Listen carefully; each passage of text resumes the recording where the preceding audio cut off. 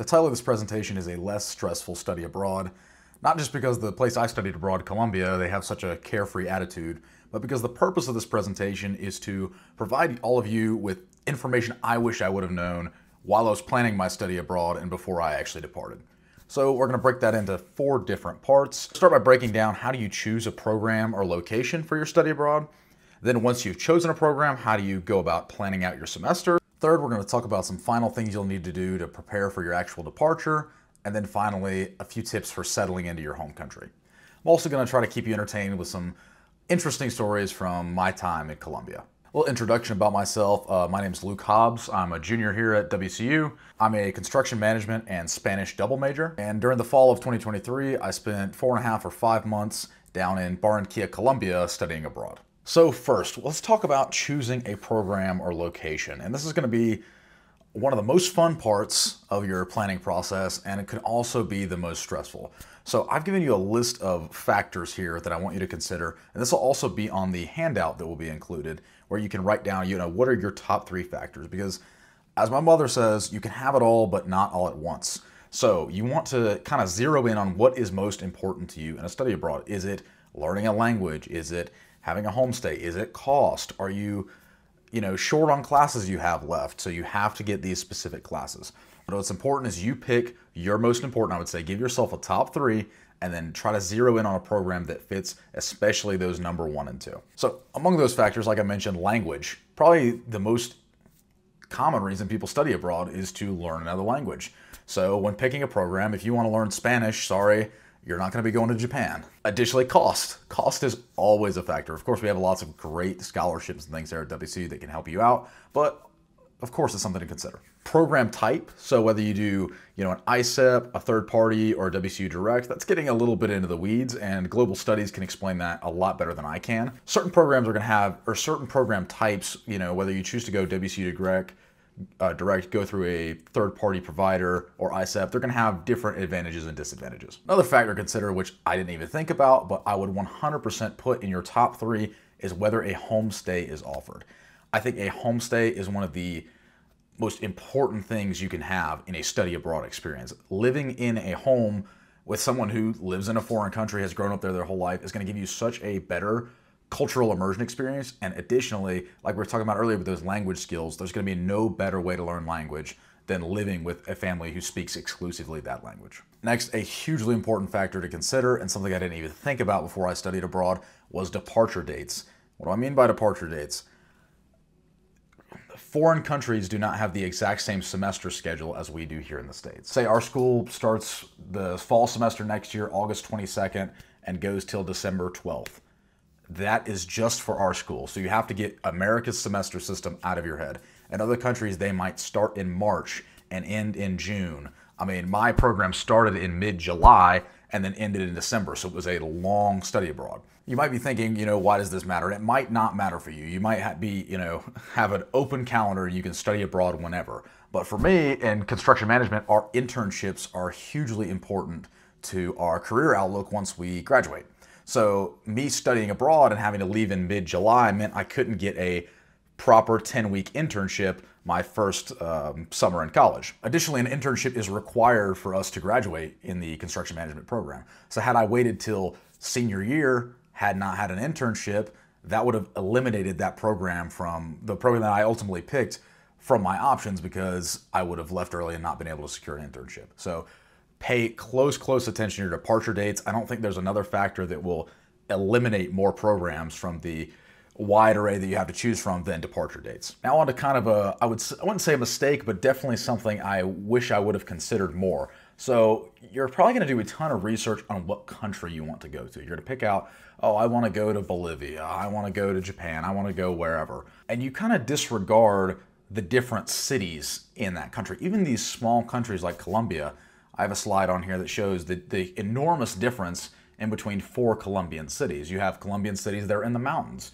You have some that are at the beach. You have some that are very historic and rustic, and you have some that are very modern. So I would actually do more research on the city you're going to be in than the country per se. So do not sleep on, where you're going to be specifically in that country once you pick a country to go to. Finally, the last factor Hopefully you're studying abroad earlier, or you've saved some liberal studies or what have you, so you'll have a little bit of flexibility in your schedule. But if you have to have certain courses to graduate on time, that's going to be a factor in where you study abroad. Certain programs only have courses available depending on enrollment.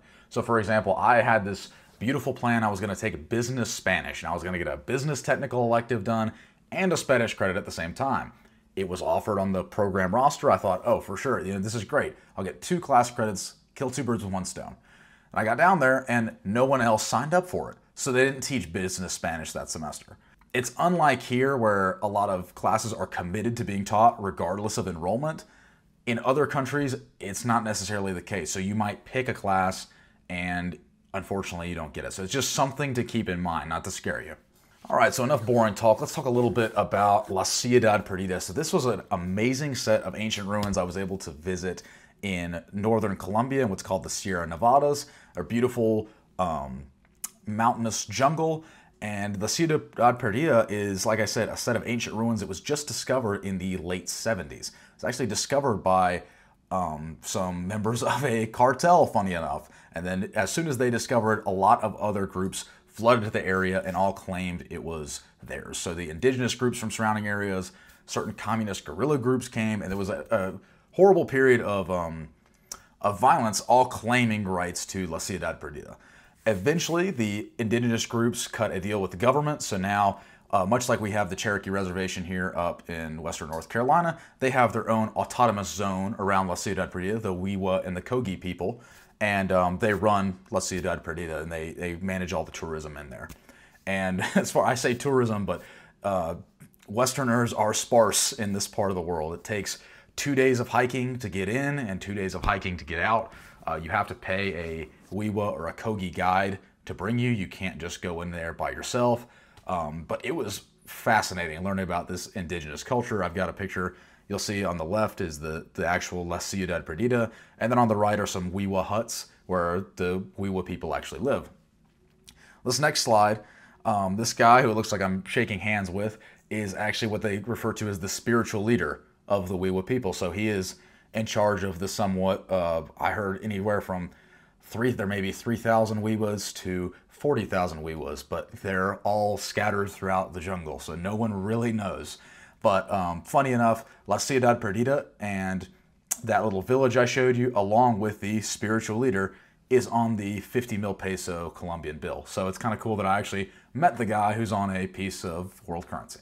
All right, back to the boring stuff. Boring, but very important. So planning your semester, like I touched on this a little bit earlier, classes and credits. Have tons of alternatives when you're picking your classes. So here, you might have a few, 2-3 alternatives when you're registering for classes, thinking, if I don't get this class, surely I'll be able to get another one. If you want to take 5 classes in another country, pick out 10. I mean, it's, like I said, the availability has a wide fluctuation. You may be thinking, what can I do now? Maybe I haven't decided to study abroad yet, or maybe I'm going to study abroad sometime, late in the future. What can I do now to make this process easier? I'm telling you, please save your liberal studies, save your technical electives, language, communication, and business courses. So any of those P1 through 5s or what have you, those are a lot easier to substitute than, say, your super major specific classes. For example, I had a much easier time substituting a marketing class than I had to take than I would construction site planning and equipment.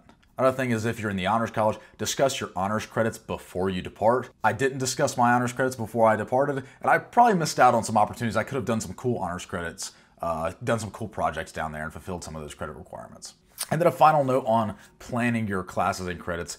Language courses may be harder to come by than you think. So you're thinking, I thought the same way. I'm gonna go down to Colombia and I'm gonna study Spanish.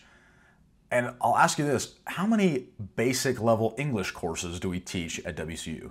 Not that many, because everyone here speaks English. If you go to Japan, there's not going to be that many basic level Japanese courses at a university, because Japanese university students already speak Japanese. This is not something I even thought about before studying abroad, but that's why I'm warning you in this presentation. Your language courses may be harder to come by than you think. All right, so moving on past classes, you're gonna have a lot of forms to fill out, including your course equivalency form, but you're gonna have scholarship forms. You may have the SATS application, that's a study abroad scholarship.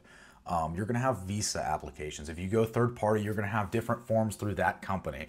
And it's gonna be very overwhelming having all these forms that you have to fill out. Additionally, and even more confusing, some forms have to be filled out before others. They're almost like a prerequisite. For example, you can't apply for the study abroad travel stipend until you have your course approval forms done. Or sometimes you can't apply for a visa until you've secured housing in another country. Of course, this can be very stressful. So the best way I found to mitigate stress in this aspect is you're gonna create what's called a form flowchart. So you can do this on Excel very easily. I went a little crazy and color-coded mine and had mine all linked to the forms, but you can kind of make this as basic as or as complicated as you want.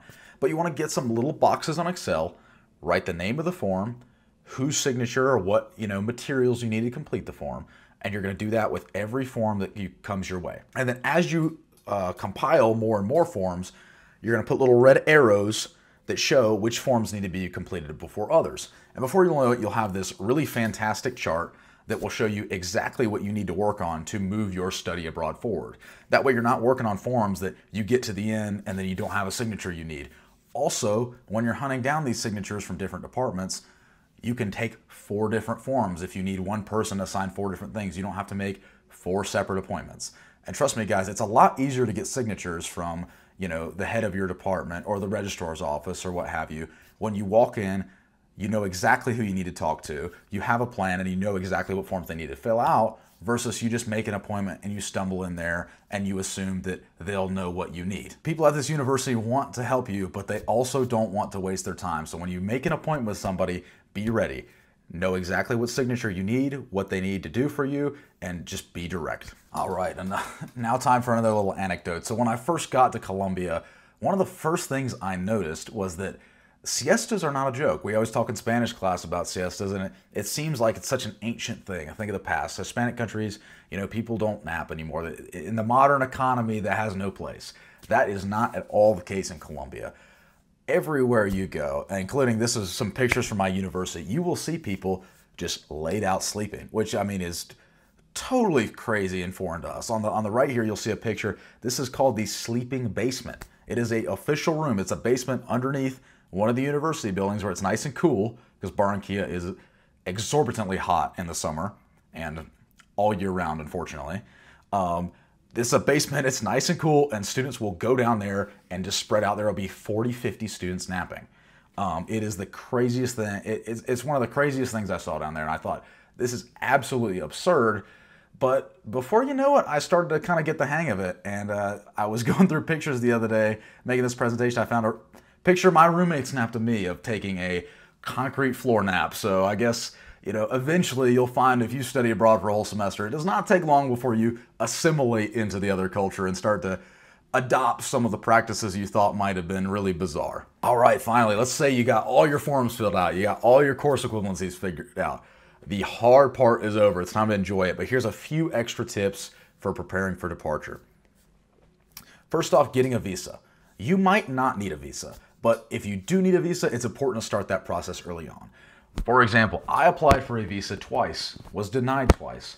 I still studied abroad. I still got into the country, no problem. I just had to get a tourist visa and then buy some extra days. It was a bit of a roundabout way to do things, but still got it done. And I would say that's an advantage if you're considering going third party or whatever. They'll know some of those workarounds if you have visa trouble. Secondly, a big point I would like to make, work and save some money before you study abroad. So obviously we have, scholarships and lots of stipends to help you study abroad, help you, cover your tuition and your plane and some of these larger expenses. But you're going to want to do things while you study abroad. Like, for example, I wanted to go to La Ciudad Perdida and I had to pay a guide. It was a lot more expensive than it should have been, frankly. But those fun things cost money. So I would set yourself a savings goal proportionate to how long you're going to be there, and just try to work and save up a little extra spending money for while you're there. Third, something I didn't think about, and probably a lot of you did not think about if you're like me and had hardly ever left the country, other countries have stores. So don't overpack. Don't take 6 tubes of toothpaste and toilet paper and all this nonsense that you can just buy there. You're likely going to be in a city, and for example, if you're going to Latin America, it's probably cheaper to buy the stuff you need down there than it is here. So don't bother with overpacking. Plus, you want to leave a little space in your suitcase for if you bring anything back home. Fourth, a phone plan. So decide what you're going to do about a phone plan. This is going to vary country to country, whether you want, if you have a phone plan here where you can just buy international service and it's economical, you can go with that option. Personally, I used a SIM card when I was in Colombia, but it did kind of crap out on me a few times.